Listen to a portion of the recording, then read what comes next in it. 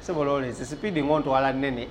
kulia ne kagas karanso kuba naye nga amanya gange bampita Kabaka Smith kabaka w'olugambo kabaka wa pokopoko gwakiwakanamu genda wetugire ku munyanya wane Kampala nza singo kuletea amawulire agaliko amawulire agakagwawo ate nubiranga nawo galaba nubiranga nawo ganyumya kyo yinza okola kiki mukyokakyoka genda wansawo subscribing ate olaba video eno ngerimu akalango tokabuuka kyo yinza okola kiri mukaleke kalabe kagweyo bwe kamala okugwayo then oyongere okulaba video eno ate ojja kuba oyina ettafaali edde linnyo lyotadde ku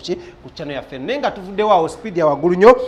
kusangidde omukulu amanyiddwa nga Pastor Jengo. Pastor Jengo batamumanyi ye pastor amanyiddwa nga Andrew Jengo eyakawangula award ng'ono emyaka tanaweza na myaka 3 weddu era ng'ono munento akamala okuza birthday omwaka ogwedde era ng'ono yali mutabani oba omusika w'omugenzi amanyiddwa nga Pastor Iga Abizaayo ow'Ekawala. Liri erinnya ddala baliyita batya? Erinnya Pastor Iga bali bamuyitani? Augustine Iga, yes, Pastor Augustine Iga ow'Ekawala era twamugalamiza okumpi ne church ye naye omuvubuka bannaye Lawrence pastor no kyakoze church agitaddemu ssente akasente bakavaawo tewali amanyi naye church yenyirira agitadde ku level ate eyawaggulu ennyo. Pastor Jengo ono munayi twamuguddeko ne tugezaako musoyasoya kajoji w'ebibuuzo ng'ebimu ku bintu byetugezaako mubuuza bebyokuba mbuno afumbirwa ddi awasa ddi kubanga munnange asumba abantu bangi nnyo tosobola kubanga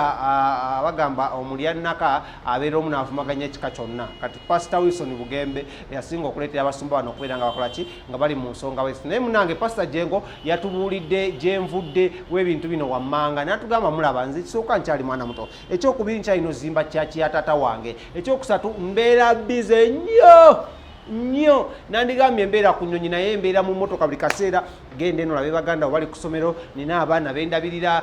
nina counseling kwegamba natuyisa between ng'ogenda obikubaakwamu akafaananyi olabira ddala bambi ali bize tomugana naye kati ngeri oli bize wetagaye omuntu akuwa ku bimasaaji okitegere n'akumasaaji nga muko okitegere n'akolezako nge n'agamba abaganda bange bannyambako okwoza engoye okitegere waka eyo kubanga nkyalina obbalabire banaakula nina nti bakoze awo nja kuwasa kati saagala muwanda bigambo mukamwa njagala mukutuuseeko nga yennyini yeeyogerera ebyokuba nti nno agenda kukola ki agenda kuba awasa very soon era nga okwanjula kwe yagambira wanaaba afunye omukyalo oyo ajja kuba mutulira kuba twamubuuze nga ne Pastor Jengo ebyo nga tubitadde ku bbali omukyala ye gyali kale tugambye kugenda kunina omukyala ye gyali n'agamba omukyala awo nange nakomye otutegeera okukyalirako munnaffe Kabaka mbeera egenze ekyo ekibadde kyakitibwa okujja kukola kuba kintu kinene eri obulamu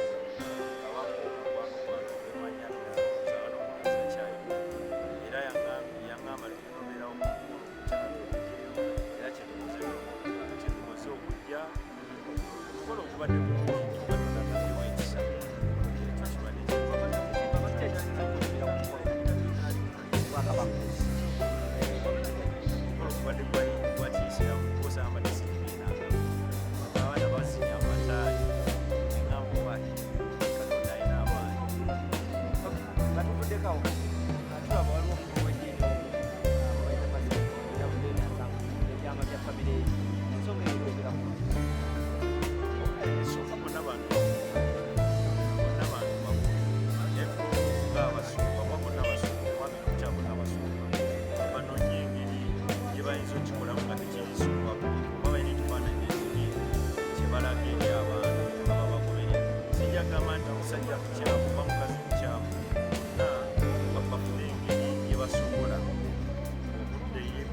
abantu bajje beekwanira tetulombe yaliyo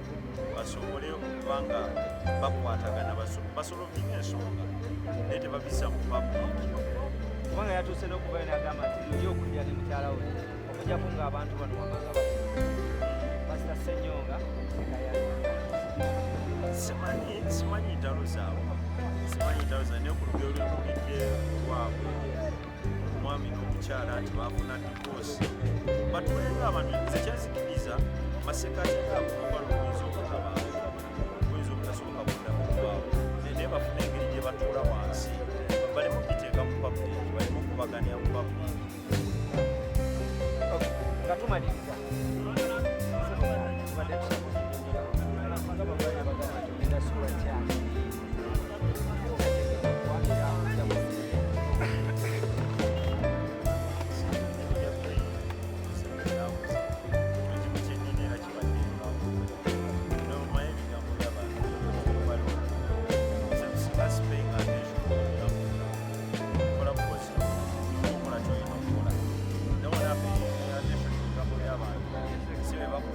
bwe bakuliisa so kyokolako kino wasigaka